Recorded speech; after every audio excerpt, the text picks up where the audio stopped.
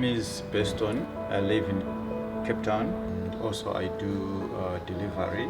Interbet helped me to realize my dreams. Now I have my own delivery vehicle and I'm able to do the removal in and around Cape Town.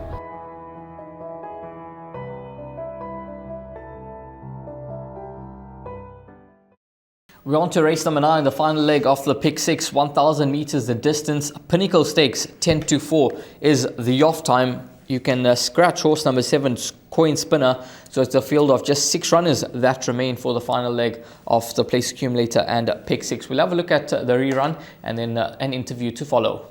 To get to Quasi for sure at the rail and hit them hard sunshine between them. King of the Gauls the last 100. Quasi for sure's on the inside, but it's King of the Gauls superior today. Quasi for sure second, hit them hard sunshine and Black Egret. Yeah, she she went back to Cape Town and the first run back was over 1,000 meters, and I thought it would be way too sharp for her, but I needed to get a run under the belt, and it was a brilliant performance when she just. I think she got beat ahead in a feature sprint there. And in the last run over 1,400 metres, we also put a line through that run at Kenilworth. Gave her a break. She went through to have a slight break on the farm. Hollywood took her back, and I was saying giving reports to the syndicate members, Hollywood syndicate members, that I'd probably look to be running in the South African filly sprint. However, there was such a big gap between them, I decided to run her on Saturday in the Pinnacle Stakes over 1,000 metres because there was nothing else for her. Not always keen to run him against the colts. But I think a run will do her good, and I know Greyville 1000 is completely different to a Kenilworth 1000, but she's a beautiful filly, and she's doing well, and she'll probably come out fresh and run a good race. Yeah, those are the comments from Dean Canamere regarding number 5, Shantastic, and we know that she's a grade 3 winner here in KZN, winning, I think it was the Umzimkulu when she beat Canadian Summer. And SA Filly Sprint, well, she's certainly a horse that hasn't been too far off them over the sprinting trips down in the Western Cape during the Cape summer season. So I'm sure that she will certainly make a presence felt. But these were the scratching of number 7, Coin Spinner. It's a field of 6 runners that remain. Top selection for me, number 4, Hit Them Hard Sunshine.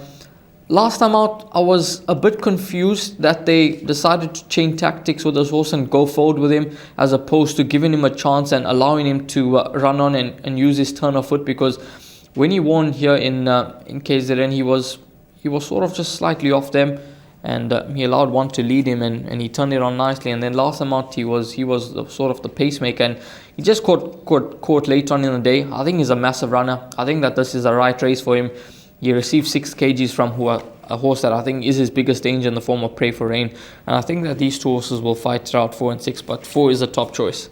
Yeah, I don't know if it was by design last time out with Atende Wemgutla that he found himself in front as they hit the 400-meter mark. I doubt that it was, but it's just the way the race worked out that day, because we know that King of the Gauls is a very quick horse on his day, and he's just improving all the while. I've been impressed with that horse. I've had my doubts with him on some of his runs in Cape Town, etc., and then the fact that he's a horse that can take a ride, but they now go for the Golden Horse Casino Sprint for him. But this horse wasn't letting down Hit Them Hard Sunshine. You had to like the way he was staying on.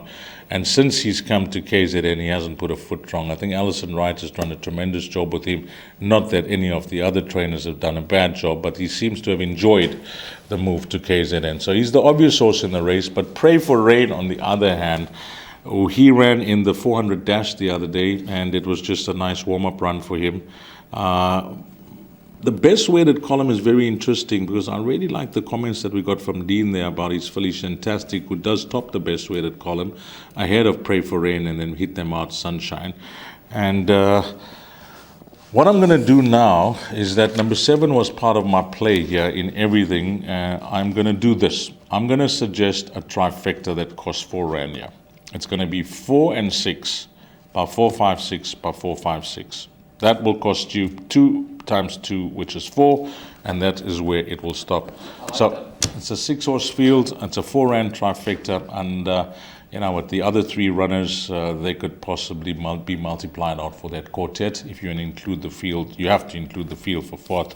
But I'm hoping that these 3 runners can fight it out in the order that we have suggested the bet.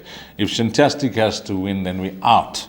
Unless you're going to box the 3 runners, 4, 5, and 6, and then that perm will cost you 6 rand. But if I'm pushed for a first selection, it'll be number 6, who I think could be the value ahead of 4 and 5. It's currently trading at around 7-1 is number 6, Pray for Rain. But Deez and myself, we think that it's a 2-horse race between numbers 4 and 6. And if you want to include one more, then number 5, Shantastic, looks to be the obvious one.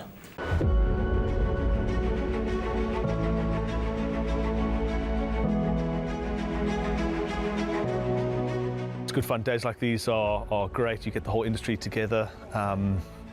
And to have, companies and corporations like Interbet and Cape Racing who are so generous with sort of time and energy into making a day like this possible is it's fantastic for everyone.